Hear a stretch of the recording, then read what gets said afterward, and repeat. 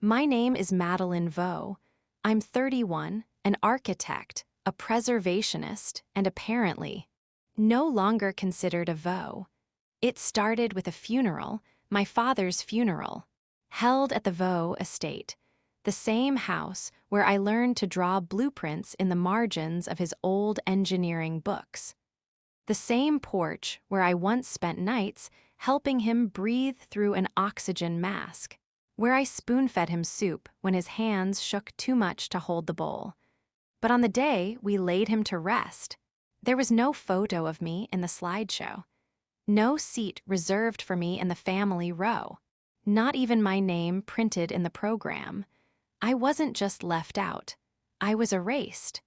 When I walked through those wrought iron gates, dressed in black, holding the scarf he always wore during his chemo days, my stepmother glanced at me like I was someone who'd shown up at the wrong address.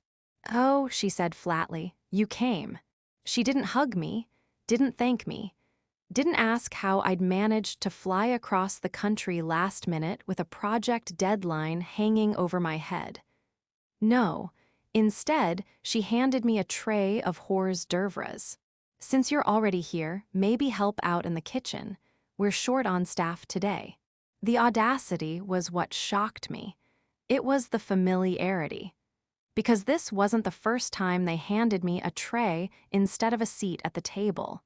Years ago, I gave up a full-ride fellowship to stay home and care for my father, while my half-brother Ethan moved to New York to build the future through real estate, while my stepsister Viola bounced from marriage to marriage, spa to spa.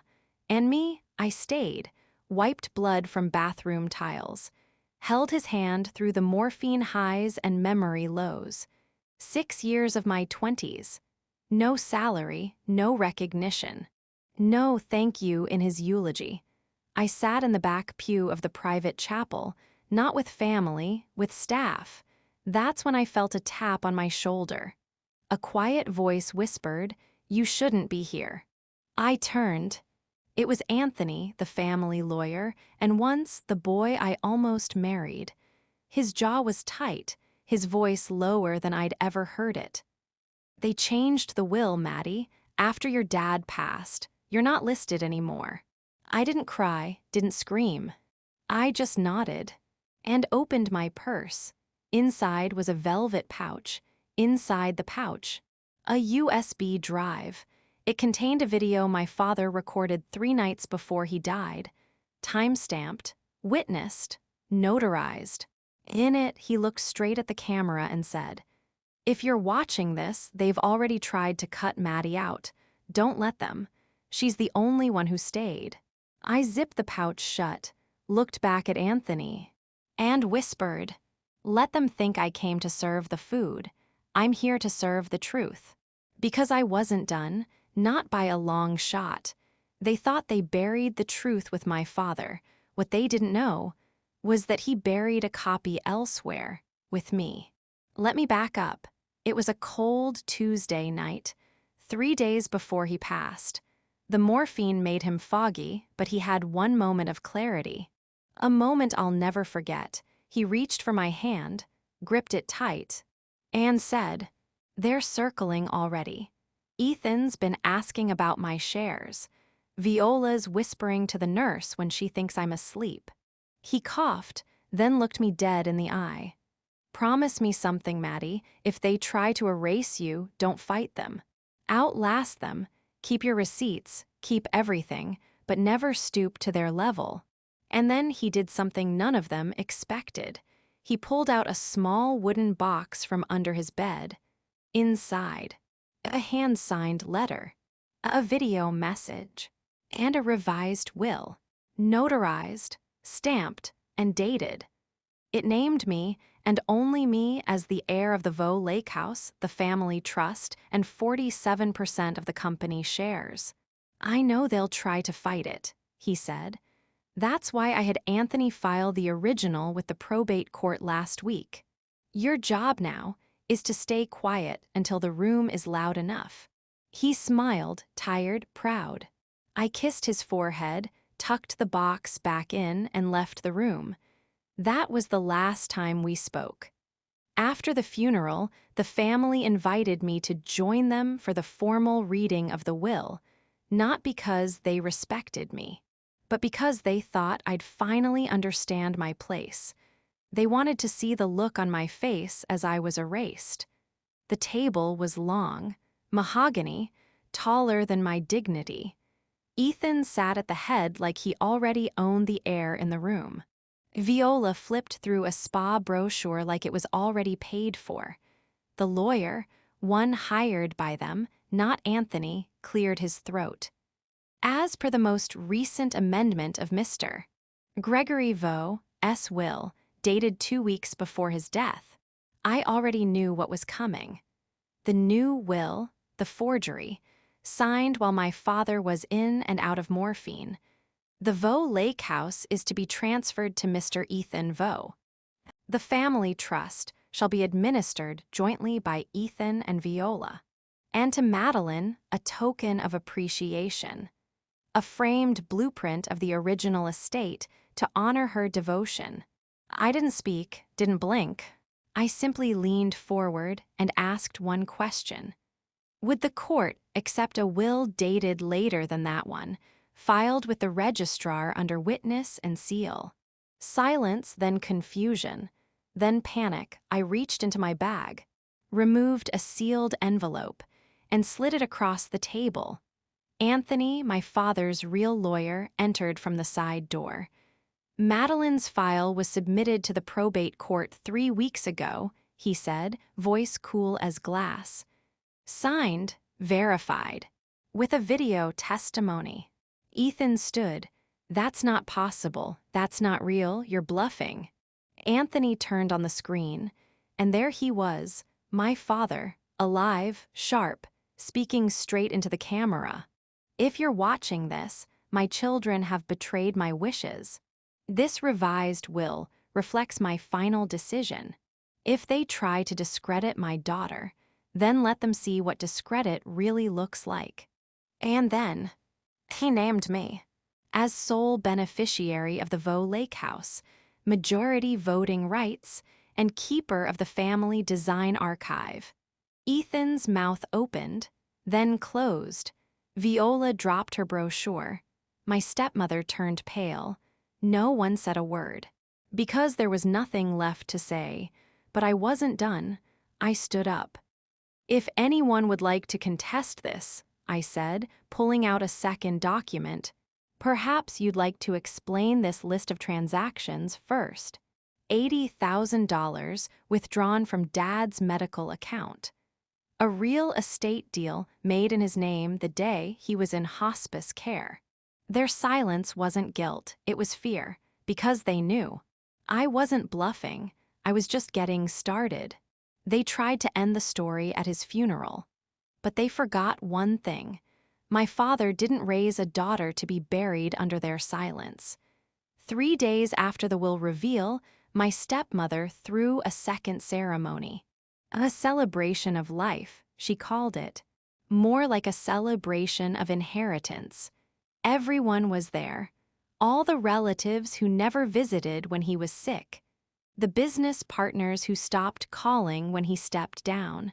Photographers, local reporters, the mayor's wife. No one expected me to show up. And honestly, I almost didn't. But then I saw the press release.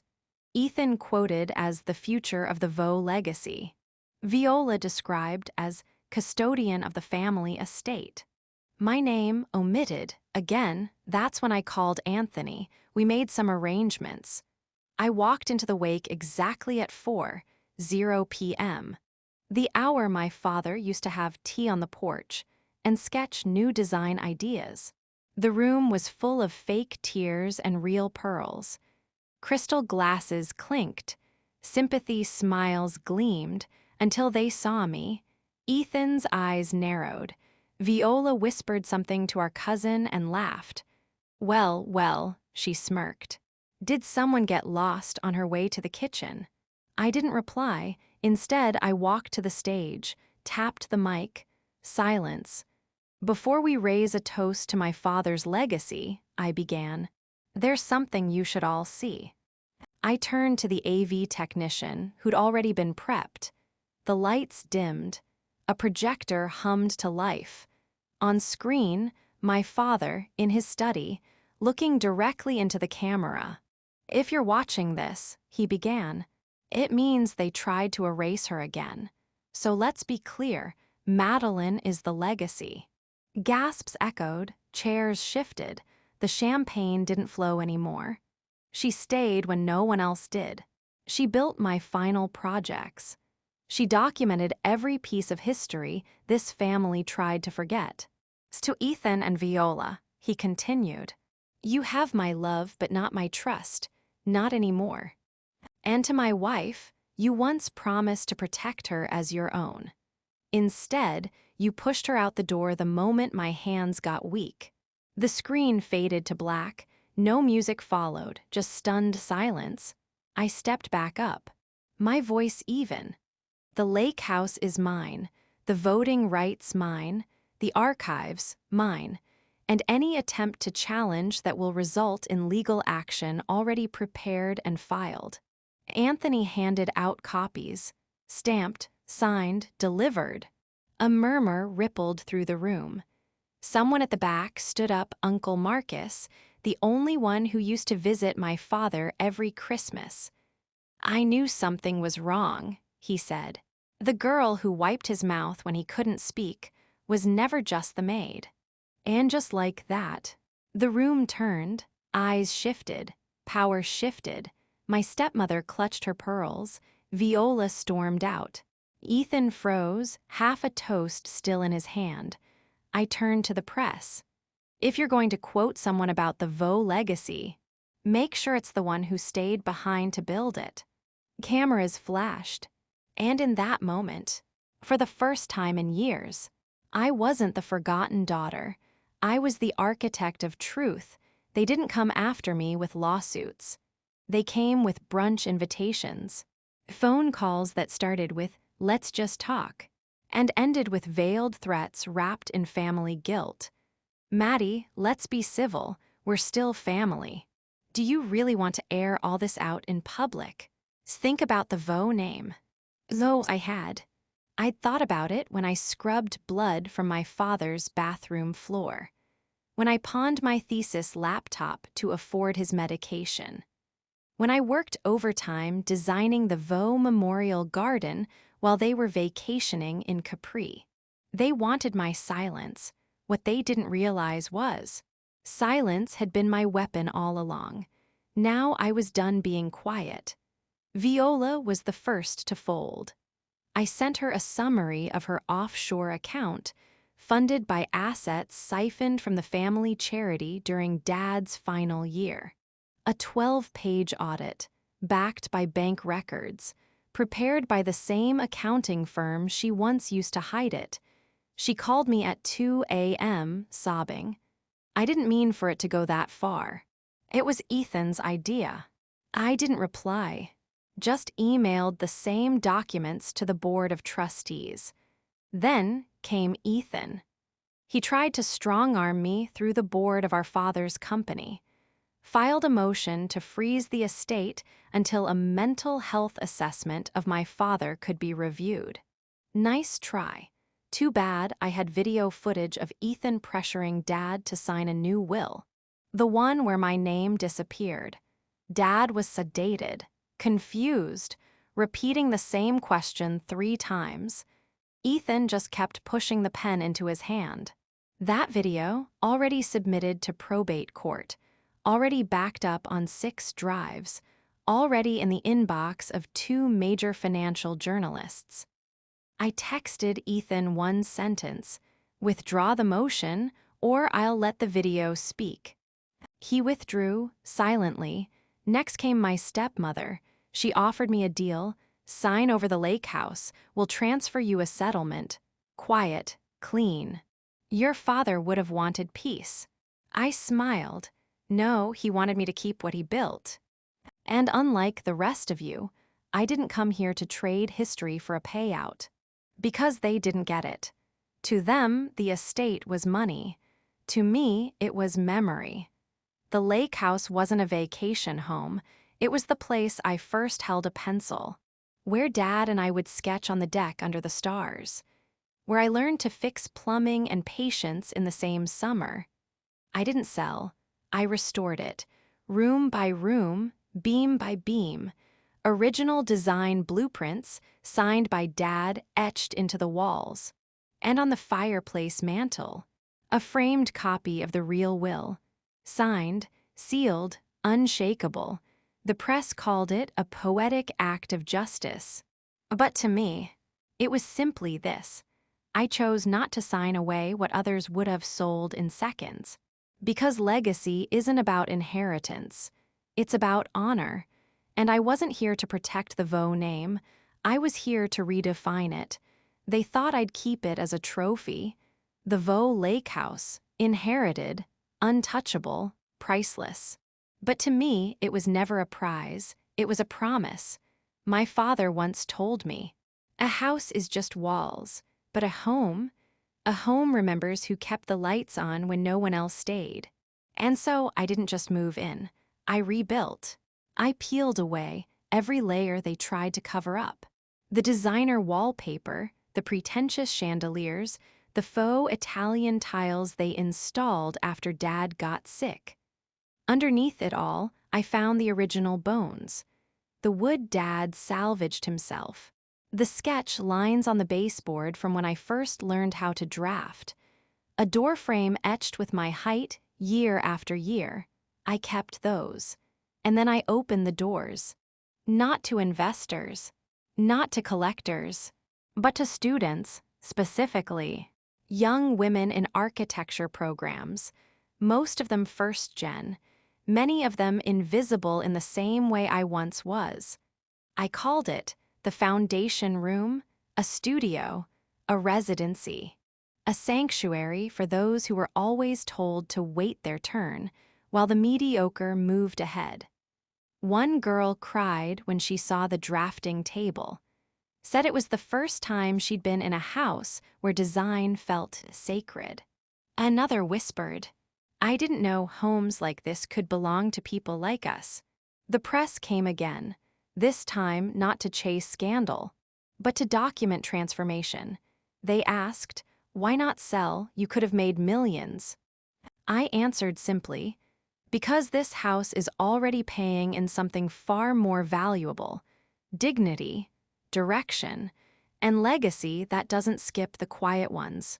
On the 1-year anniversary of Dad's passing, I stood on the back porch, tea in hand, watching 5 students lay the foundation for a new outdoor classroom. One of them turned and asked, who built this place? I smiled. My father drew the lines, but I filled them in. I still keep the old blueprint in the study, and next to it, a single photo, me and Dad on the deck, covered in sawdust, smiling like we already knew the house wouldn't always be ours. But the home, that we'd build to last. If you've ever been told you don't belong in the room, don't fight to be seen, build your own space. Then open the door for those still waiting outside. You don't need permission to matter. You just need to start, right where they told you to stop.